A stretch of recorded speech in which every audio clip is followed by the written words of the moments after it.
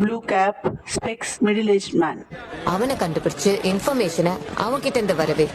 That is exclusive.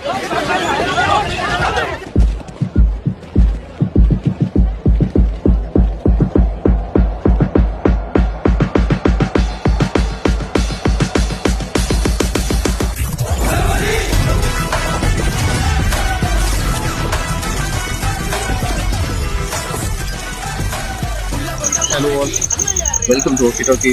Happy New Year to you all.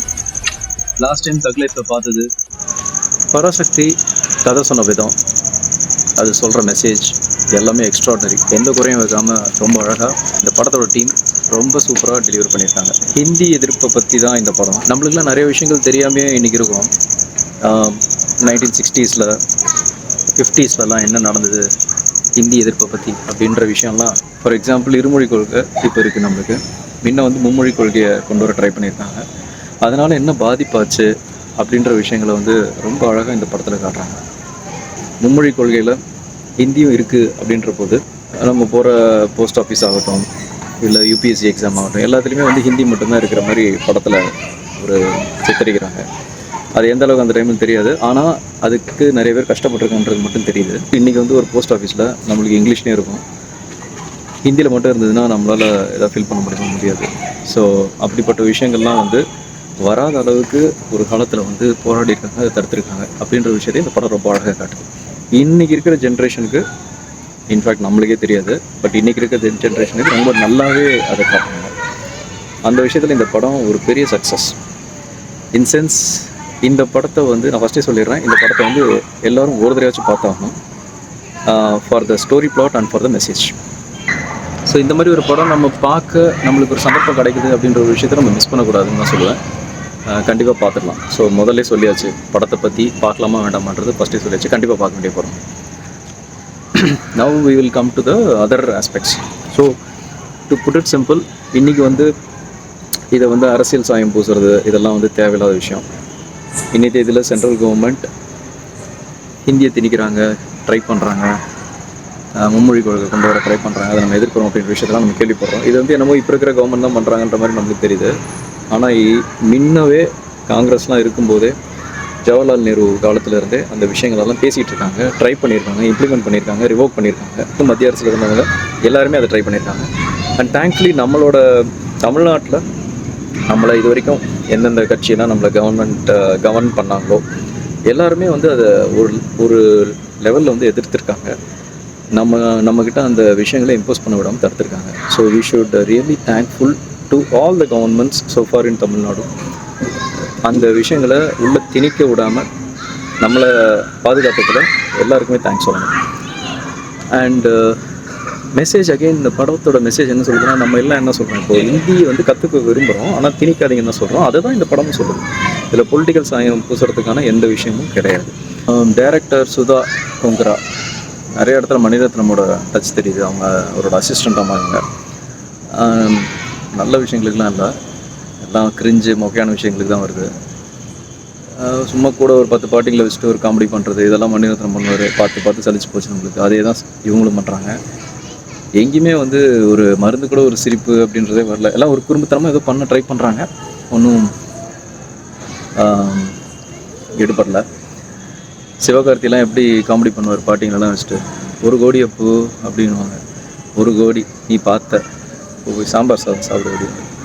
அந்த மாதிரிலாம் பண்ண சிவகார்த்தி இதில் கூட ஏதோ பண்ணுறாரு, ஆனால் ஒன்றும் காமெடி வரல. ஜிவி பிரகாஷ் மியூசிக்கு ஒரு பாட்டு கூட ஞாபகம் வர மாதிரியே இல்லை. பிஜிஎம் ஓகே, சார்ட் ஆஃப் பரவாயில்லையா இருக்குது. சினிமாட்டோகிராஃபி நல்லாயிருக்கு.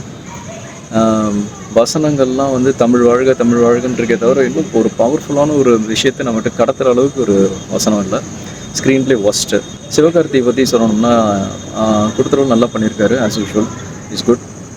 பட் என்னென்னா, நிறைய சீன்லலாம் நடிப்பு வெளியே வர மாதிரி தெரியல. ஜெயம் ரவி ஒரு இடத்துல இவரை டார்ச்சர் பண்ணிகிட்ருப்பாரு. அப்போ இந்த டார்ச்சருக்குரிய ஒரு விஷயத்தை அவர் காட்டுவார்னு பார்த்தா, அப்படியே ஒரு மாதிரி மயக்க நிலமையிலேருந்து பேசுகிற மாதிரி தான் காட்டுறாங்களே தவிர, is not up to the அந்த ஃபீல் கொண்டு வர மாட்டேங்கிறாரு சிவகார்த்திகேயன். பட் ஓவரால் படத்தில் இஸ் குட், குறை சொல்கிற மாதிரி எதுவும் இல்லை. அப்புறம் ஹீரோயின் ஸ்ரீலீலா, இந்த பாலா படத்தில் ஒரு லூசு ஹீரோயின் மாதிரி இதில் ஒரு ஹீரோயின். சுத்தமாக எடுப்படல. எந்த சீன் வந்தாலும் இரிட்டேட்டிங்காக தான் இருக்குது. அது ஏதோ ரேடியோ ஃப்ரீக்வன்சி வச்சு ஏதோ விஞ்ஞானி மாதிரிலாம் ஏதோ பண்ணிகிட்டு இருக்கு. சுத்த வேஸ்ட்டு. அதர்வா படத்தில் சொல்லிக்கிற மாதிரி ஒரு நல்ல ஒரு கேரக்டர் கொடுத்துருக்காங்க. அவரும் நல்லா பண்ணியிருக்காரு. கொஞ்சம் வந்து அவரோட அந்த யூஷுவல் மாடுலேஷனை விட்டுட்டு வெளியே வந்து கொஞ்சம் நல்லபடியாக பேசியிருக்காரு.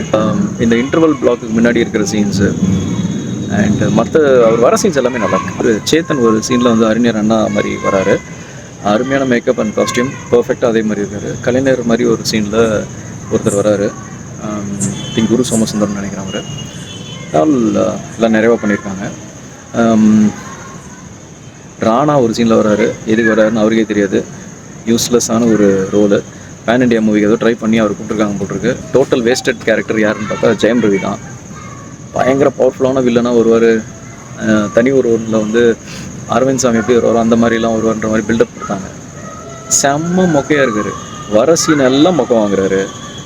அண்டு அவர் இந்த அபுல் பேபி லுக்கு வந்து மாறவே மாட்டேங்குது. சந்தோஷ் சுப்ரமணியனில் எப்படி இருப்பாரோ அந்த மாதிரி தான் இருக்கார். சுத்தமாக எடுப்படல. வில்லத்தனம் பண்ணுறேன் அப்படின்னு சொல்லிட்டு அவர் பண்ணுறது எல்லாமே வந்து இரிட்டேட்டிங்காக தான் இருக்குது. அவர் எடுக்கிற ஒவ்வொரு மூவும் வந்து நான் கண்டுபிடிச்சிட்டேன், நான் ட்ராப் பண்ணிட்டேன், ஃபோனை ட்ராப் பண்ணிட்டேன், இதை பண்ணிட்டேன், அதை பண்ணிட்டேன்னு சொல்லி அவன் கண்ணு முன்னாடியே இருக்கான். அவனுக்கு பிடிக்க தெரியல. அதெல்லாம் போன அப்புறம் இவர் உட்காந்துட்டு அது இதுன்றாரு. பயங்கர தீவிரான ஒரு ஆளை காட்டுறாங்க. டோட்டல் வேஸ்டட், யூஸ்லெஸ்ஸான ஒரு கேரக்டரைசேஷன் ஜெயம் ரவிக்கு. இந்த மாதிரி ஒரு இந்திய எதிர்ப்பு போராட்டத்தான ஒரு விஷயங்கள் வந்து இவ்வளோ டூம்னு போட்டு இந்த ட்ரெயின் ஃபைட்டு ரொம்ப பிரம்மாண்டமாலாம் காட்டணும்னு அவசியமே இல்லை. பாரஞ்சித் மாதிரி ஆளுகிட்டலாம் கொடுத்துருந்தாங்கன்னா சாப்பாட்ட பரம்பரையெல்லாம் எப்படி எடுத்துருக்காரு? அவ்வளோ சட்டெல்லாம் அழகாக எடுத்துருக்கலாம். டெரிஃபிக்காக இருக்கிற சீனெல்லாம் எடுக்கணும்னா இந்த மாதிரி பிரம்மாண்டமான ஃபைட்டே தேவையில்லை. அழகாகவே வந்து ஆடியன்ஸுக்கு கொண்டு போய் சேர்த்துருக்கலாம். பட் அதெல்லாம் வந்து இதில் மிஸ்ஸிங். மசாலாத்தனம் அதிகமாக இருக்குது. அதுதான் ஒரே விஷயம். பட் ஓவராலாக ஆஸ் அ பேக்கேஜ் படம் முடிவில் என்ன அவங்க சொல்ல வராங்கன்ற விஷயத்த எல்லாருமே புரிஞ்சுக்கிறாங்க. இந்த ஜென்ரேஷனும் அடுத்த ஒரு ஜென்ரேஷனும் எவ்வளோ உஷாராக இருக்கணும், இந்த மாதிரி விஷயங்கள் எல்லாம் அந்தந்த காலகட்டத்துக்கு ஏற்ற மாதிரி எதிர்க்கிறதுல எவ்வளோ நம்ம உஷாராக இருக்கணுன்ற விஷயத்த ரொம்ப அழகாக நம்மளுக்கு சொல்கிறாங்க. சிவகார்த்திக் ஒரு சீனில் சொல்கிறாரு, அடுத்த ஜென்ரேஷன் வந்து கேட்பாங்கடா கேள்வி அப்படின்றாரு. That should be the case always in Tamil Nadu. Tamil வாழ்க.